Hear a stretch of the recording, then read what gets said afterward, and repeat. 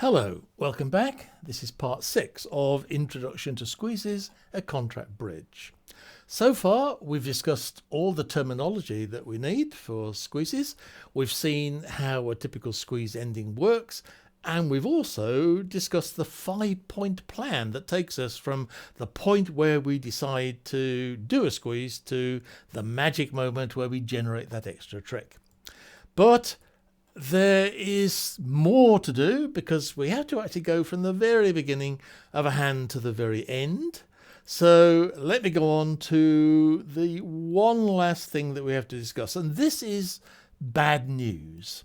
You see, a squeeze is just another play technique. It might help generate an extra trick to help the contract. It doesn't come up very often. You've got more chance of success actually by a finesse or suit establishment or a cross ruff.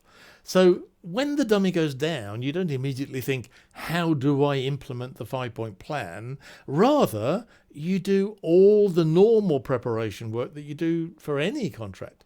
The 5-point plan will only apply if you decide at some point that a squeeze is the right way forward. So this examination of the contract at the beginning to examine all your possibilities, I term this due diligence. You owe it to your partner to foresee all the problems that you're going to have on this hand and work out as far as you can the best possible way to make the contract. I could give a complete video course actually on due diligence. It's quite an extensive subject really, but since it's going to come up in the examples, I will need to cover the basics. So let's just have a look at them.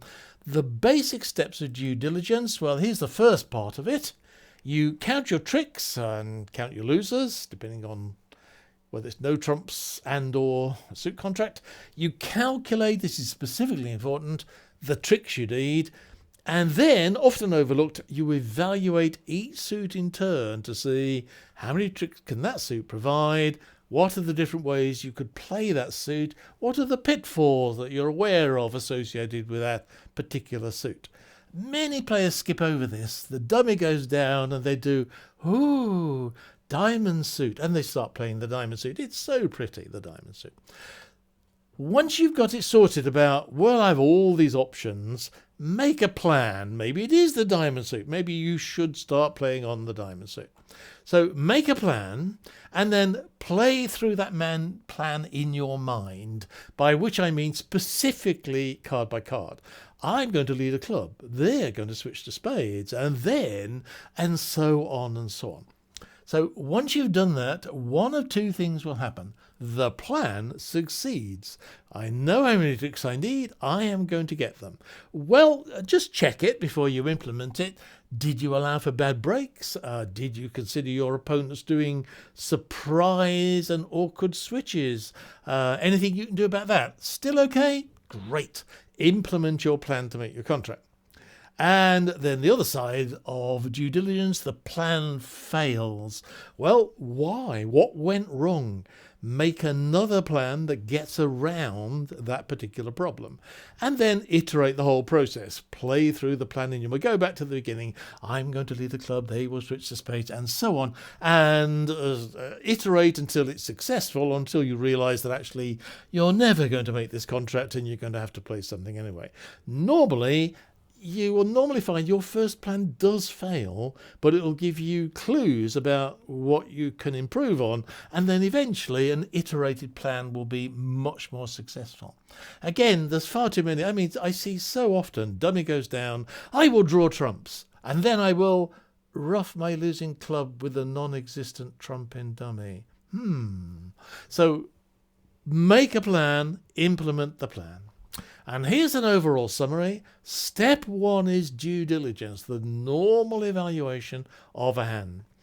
If you conclude at that point, or more usually later on, that a squeeze is required, then and only then do you implement the 5-point plan.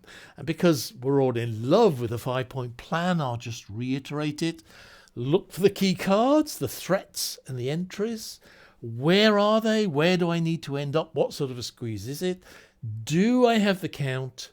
Plan the sequence in which I'm going to play the cards to bring myself down to the squeeze ending. And as I do that, watch out for the guard that beats my single winner. I don't have to watch for anything else. Okay, well, I hope you've enjoyed all that.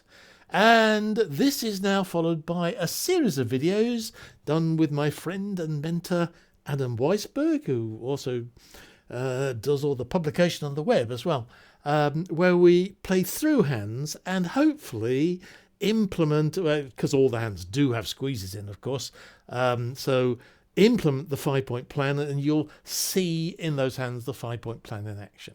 Well, I hope to see you there, and it's bye-bye for now.